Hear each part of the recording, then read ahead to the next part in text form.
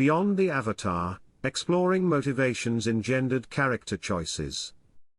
The practice of male gamers selecting female avatars in online multiplayer games has grown increasingly commonplace in recent years. Venturing into the character customization menus of popular titles reveals a plethora of flowing hair, elegant garments, and curved silhouettes, evidently not designed just with female players in mind. This phenomenon where men opt to play as feminine personas provides an intriguing point of analysis regarding perceptions of identity in virtual worlds. Specifically, it challenges assumptions that avatar selection involves straightforward self-insertion when other motivations may be at play. This paper argues that men's usage of female avatars owes not to gender dysphoria but rather to an amalgam of preferences tied to visual appeal, role-playing potential, competitive advantage, audio aesthetics, and pursuing variety. The reasons illuminate an array of factors that attract male gamers to play femininity despite often facing social discouragement. The phenomenon also underscores flaws in conflating avatar choice with the player's actual gender or sex. Ultimately, the discussion advocates for avoiding reactionary judgments when engaging with identity presentation in games. Players arrive at decisions based on diverse preferences rather than a fixed conception of self. Reasons for using female avatars. A major reason cited for playing female characters is their aesthetic appeal compared to male options. Players indicate deriving greater enjoyment from the visual design of female avatars. Cultural perceptions of beauty likely shape preferences for smooth skin, flowing hair, curvaceous silhouettes and delicate facial structures, perceptions of beauty.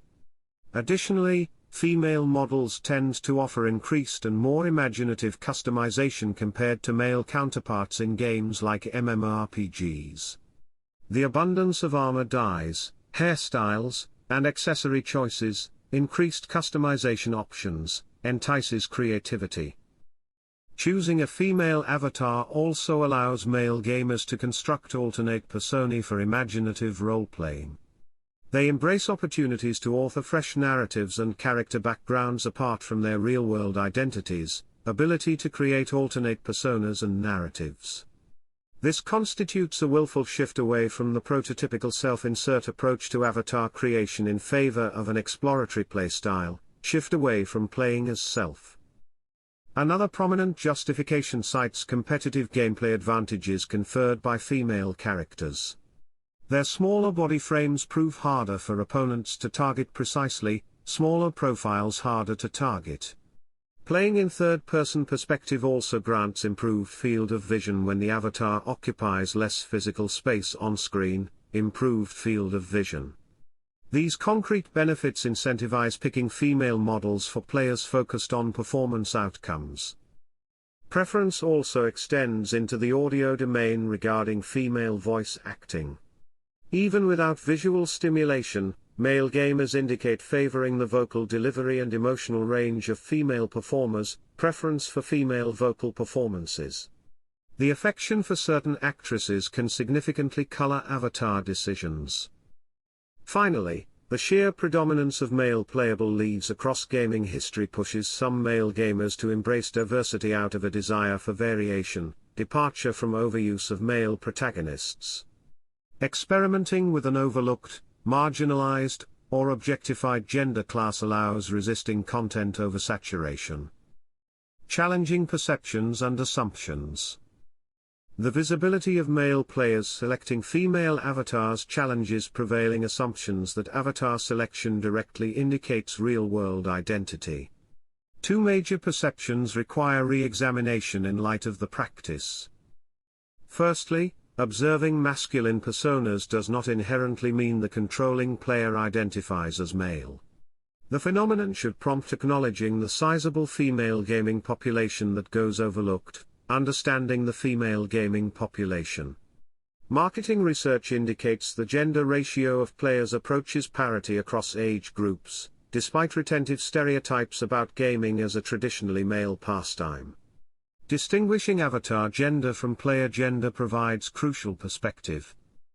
Secondly, Players use avatars as fictive characters more often than pure self-inserts. Just as an actor adopts different roles without bearing the actual identities, many gamers think of avatars separate from themselves, playing a character versus representing identity. Their personhood does not fully translate into virtual bodies. This conceptual decoupling of player and avatar, self and character, enables more flexible perspective taking. Representation becomes less about mirror images than creative exploration. Assumptions fall apart when grounded in essentialist links between virtual rendering and real identity. Players operate avatars as characters subject to reinventing based on preferences rather than fixed conceptions of self. Embracing this truth makes space for greater plurality. Conclusion? The array of reasons offered for males utilizing female avatars contradicts any singular explanation behind the behavior. Instead, the motivations illuminate a mosaic of preferences that attract gamers to visually pleasing aesthetics, imaginative role-playing, competitive advantages, appealing vocal performances, and pursuing variation. Reasons show motivations based on appeal and preferences. This complexity cautions against reactionary assumptions that virtual representation neatly reflects actual identity. Gaming spaces must avoid facile judgments about players based on avatar characteristics. Gendering players categorically as male or female risks alienating those with more fluid conceptions of self. Similarly, dismissing avatar choices as deception or perversion overrides the nuance behind decisions that come down to playstyle and personal taste. Avoid making gender assumptions and judgments. Gamers follow their preferences in directing avatars as fictive characters rather than pure self-extensions. Ultimately, the voluntary flexibility of avatar systems allows experimenting with identity presentation in ways that uphold rather than compromise player agency. Choice comes down to playstyle and taste versus identity. Male gamers who select female avatars exercise that agency to transcend the constraints of binary categorization. Their play offers a small-scale model for how decoupling false assumptions about gender, sex, and identity liberate people to follow their preferences.